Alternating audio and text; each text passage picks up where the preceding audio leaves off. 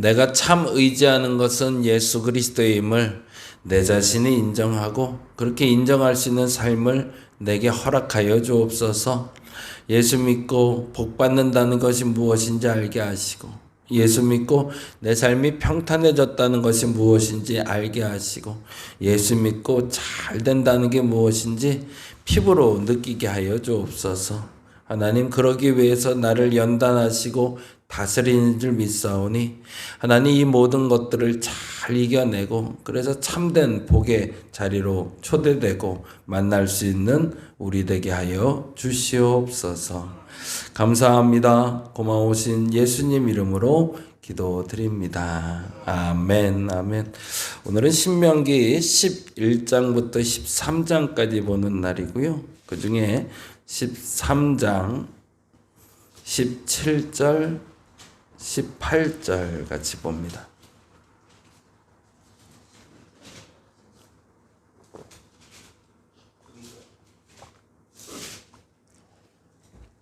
(13장) 17에서 18입니다. 13장 17에서 18까지 우리 같이 한 목소리로 천천히 읽도록 합니다. 너는 이 진멸할 물건을 조금도 내 손에 대지 말라. 그리하면 여호와께서 그의 진노를 그치시고 너를 긍휼히 여기시고 자비를 더하사 내 조상들에게 맹세하심 같이 너를 번성하게 하실 것이라. 내가 만일 내 하나님 여호와의 말씀을 듣고 오늘 내가 내게 명하는 그 모든 명령을 지켜 내 하나님 여호와의 목전에서 정직하게 행하면 이같이 되리라. 아멘, 아멘. 신명기 11장부터 13장을 보는 날이고요. 신명기 11장에는 두 가지의 하나님의 심판이 나와요.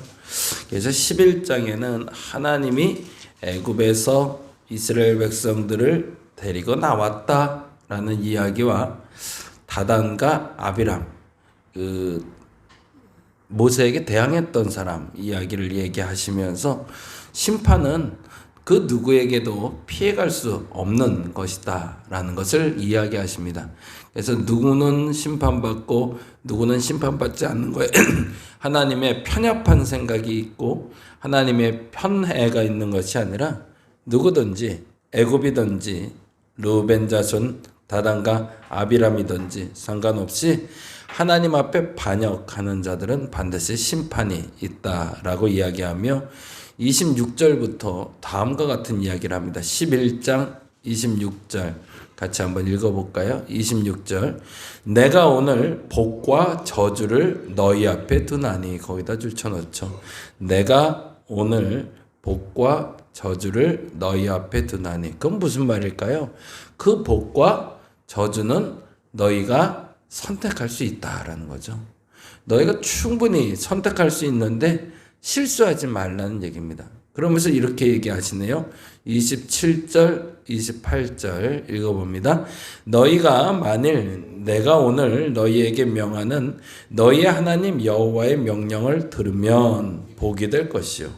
너희가 만일 내가 오늘 너희에게 명령하는 도에서 돌이켜 떠나 너희 하나님 여호와의 명령을 듣지 아니하고 본래 알지 못하던 다른 신들을 따르면 저주를 받으리라 라고 되어 있어요. 아주 단호하고 명료한 기준입니다. 우리가 복을 받을 수 있는 방법이 분명하고 우리가 저주받는 방법이 분명한데, 복은 너희 하나님 여호와의 명령을 들으면 될 거고, 그리고 만일에 그 법을 돌이키면 너희에게 저주가 될 거다. 그것만 기억하면 너희가 고라 자손이나 혹은 애굽처럼 멸망하는 일은 없을 것이다 라는 이야기를 11장에 하고 있다면 12장에서는 드디어 그러면 어떻게 나는 하나님을 여호와를 섬길 것인가, 하나님 말씀을 들을 것인가, 그 장소가 결정되어 있다라는 얘기를 12장에 하세요. 그래서 12장에는 중앙성소라고 얘기하는데 예배당이 하나가 만들어질 것이고 그 예배당에서 너희가 예배하게 될 것이다 라고 얘기하는데 5절에 보니 이렇게 되어 있죠. 5절 말씀 읽어볼까요? 5절 말씀 읽어봅니다. 오직 너희의 하나님 여호와께서 자기의 이름을 두시려고 너희 모든 지파에서 택하신 곳인 그곳에 그 계실 곳을 찾아가 나아가서라고 되어 있어요. 거기다 줄쳐 놓죠. 택하신 곳. 그래서 그때부터는 기준을 정하는데 그 기준의 장소가 있어서 거기서 예배해야 된다라고 얘기합니다. 근데 우리 하나님이 명료하신 분이긴 하지만 또 대안도 마련해 주시는 분이거든요. 21절에 보니 이런 얘기가 있거든요. 21절 볼까요? 만일 내 하나님 여호와께서 자기 이름을 두시려고 택하는 곳이 내게서 멀거든. 그렇게 멀면 억지로 오려고 할 필요 없어 라는 얘기죠. 그런데 대신 예배는 멈추지 말라라고 얘기합니다. 이게 장소가 너무 중요하기도 하지만 그 장소에 너무 매여서 예배 시간을 놓치지 말라는 얘기죠. 그러면 하나님께 중요한 건 예배드리는 장소일까요? 예배드리는 시간일까요? 예배드리는 시간이겠죠. 그러니 우리가 만일에 이 새벽에도 함께 예배하고 싶지만 이곳에서 함께 예배하지 못하는 사람들이 있어요. 그런데 그들의 집에서 혹은 그들의 직장에서 동일하게 시간을 구별해서 예배하고 있다면 그것을 하나님이 기뻐하신다는 거죠. 하나님을 잘 섬기는 방법이 그러면 분명해지네요. 하나님을 잘 섬기는 방법은 어느 장소에서 예배하냐가 중요한 게 아니고 뭐 큰 교회, 작은 교회, 우리 집 그건 그리 중요한 건 아닌데 물론 그것도 중요하지만 그것보다 더 중요한 건 정한 시간에 하나님께 예배하는 게 중요하다라는 얘기를 12장에 합니다. 그리고 13장에서는요 조금 무서운 얘기를 해요. 달리 말하자면 이렇게 지금 복에 대해서 얘기했잖아요. 하나님 잘 섬기면 복 받는다. 하나님 잘 섬기는 방법을 얘기했다면 13장에서는 하나님 잘 안 섬기면 어떻게 된다라는 이야기를 해요. 그게 세 가지로 나뉘는데 첫 번째는 이런 사람들이 와서 유혹을 할 거라는 겁니다. 13장 1절 말씀 볼까요? 읽어봅니다. 너희 중에 선지자나 꿈꾸는 자가 일어나서 이적과 기설을 내게 보이고 누가 나타난대요? 선지자 혹은 꿈꾸는 자. 조금 특별한 사람들이 나올 거래요. 그래서 그들이 뭘 할 거냐면 2절에 보니까 그가 내게 말한 그 이적과 기사가 이루어지게 할 거래요. 신기하게 이적을 행하는 사람이 나올 수 있을 거라네요. 그런데 그때 3절 말씀 이렇게 얘기합니다. 너는 그 선지자나 꿈꾸는 자의 말을 청종하지 말라. 이 부분 여러분 꼭 줄쳐 놓으시기 바랍니다. 꿈꾸는 자가 오거나 선지자가 와서 하는 일은 그러면 뭐라는 거예요? 말씀을 전하는 게 아니라 이적을 행한대요. 기이한 이적을 행하며 이것이 하나님의 뜻이다 라고 말하는 사람들이 나오게 될 텐데 그 사람들을 멸시해라. 그 사람들을 무시하라는 얘기입니다. 그러면 어떻게 해야 될까요? 3절에 보니 다시 읽어볼까요? 너는 그 선지자나 꿈꾸는 자의 말을 청종하지 말라. 이는 너희의 하나님 여호와께서 너희가 마음을 다하고 뜻을 다하여 너희의 하나님 여호와를 사랑하는 여부를 알며 하사 너희를 시험하심이라. 그러니 그런 사람들이 이적을 드러내면서 나를 따르라 라고 할 때 나는 너희를 따를 것이 아니라 하나님을 따를 것이다. 하나님을 사랑한다 라고 밝히 말하라는 거죠. 때때로 기적이 나타날 수도 있습니다. 근데 때때로 기적이 나타나는 건 문제가 되지 않지만 기적이 하나님의 말씀을 대신하기 시작한다면 그 또한 믿지 말라라는 얘기가 첫 번째고요. 그러고 나서 만일에 그 사람들은 어떻게 해야 되나라고 얘기할 때 5절 말씀 보니 이렇게 되어 있네요. 5절 말씀 그런 선지자나 꿈꾸는 자는 죽여버리래요. 없이 하라는 거죠. 내 주변에서 그들이 힘을 못 쓰게 하라고 얘기합니다. 근데 또 하나 무서운 얘기가 나와요. 그냥 선지자나 이렇게 기적을 행하는 사람이 나와서 잘못된 신앙을 갖게 하면 그들을 제거하면 되는데 만일 이런 경우는 어떻게 할까요? 라는 질문이 던져집니다. 그게 6절인데요. 6절 말씀 읽어볼까요? 6절. 내 어머니의 아들 곧 내 형제나 내 자매나 내 품의 아내나 너와 생명을 함께하는 친구가 가만히 너를 깨어 이르기를 너와 내 조상들이 알지 못하던 다른 신들 곧 내 사방에 둘러싸고 있는 민족 혹 내게서 가깝든지 내게서 멀든지 땅 이 끝에서 저 끝까지 있는 민족의 신들을 우리가 가서 섬기자 할지라도. 무섭죠. 두 번째는 누구예요? 가족이 와서 잘못된 믿음을 알려주면 어떻게 할까라는 거예요.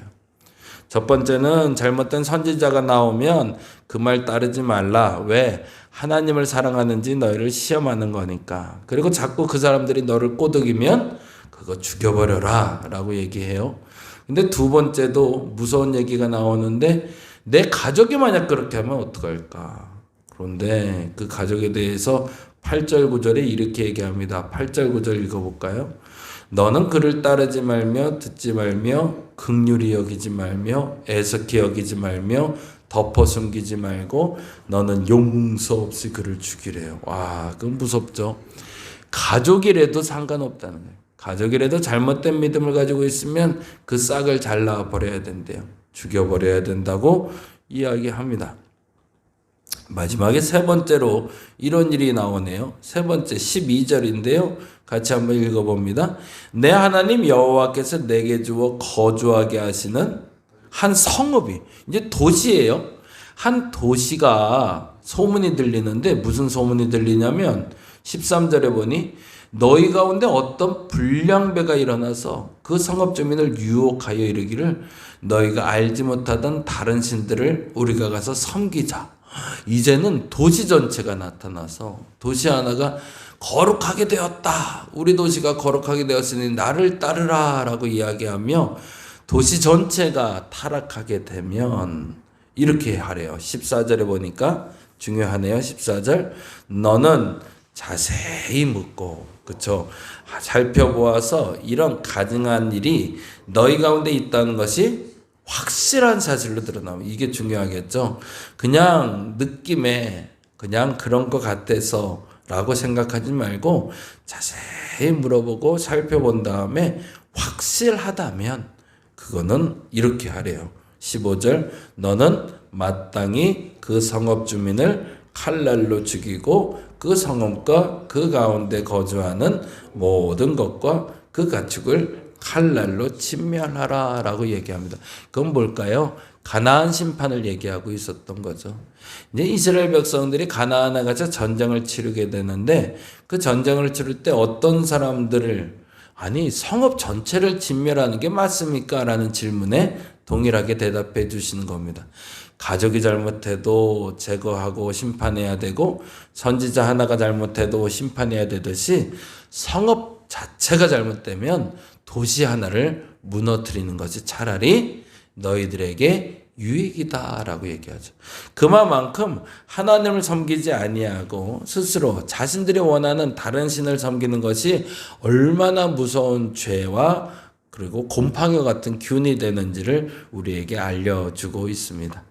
오늘 이 마음이 변치 않았으면 좋겠습니다. 그렇다고 사람들 죽이라는 얘기가 아니라 그만큼 무섭도록 강렬하게 우리를 괴롭히고 악으로 이끌 다른 우상을 섬기지 말고 다른 헛된 믿음 갖지 말고 바른 믿음으로 바로 서는 우리가 될 수 있는 저와 여러분 되시기를 간절히 바랍니다.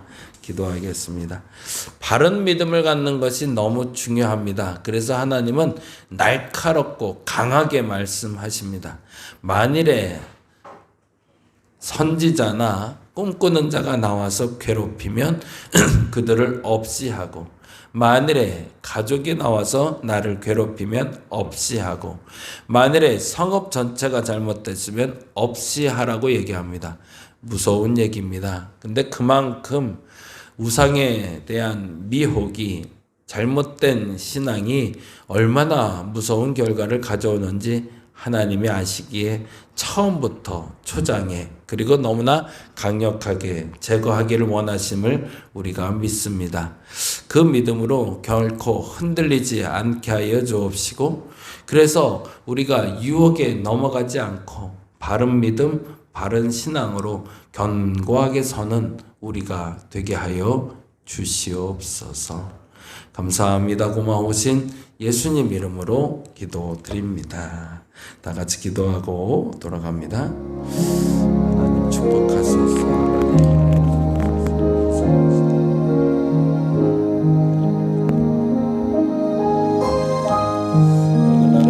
Let us